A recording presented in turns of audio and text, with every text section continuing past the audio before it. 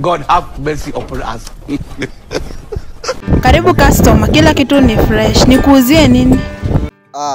Hauna nyanya mbichi? Nyanya mbichi? Kwa size customer. Na machungwa una mbichi? Machungwa mbichi? Unapeleka machungwa mbichi wapi?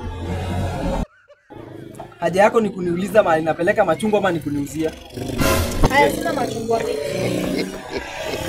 Na nilikuwa nataka avocado. Avocado una yenye imeiva? Kumanina. Sina yenye imeiva customer. Na njugu unauza how much? Njugu ni 10. Ni mbichi ama zimeiva? Njugu zimeiva.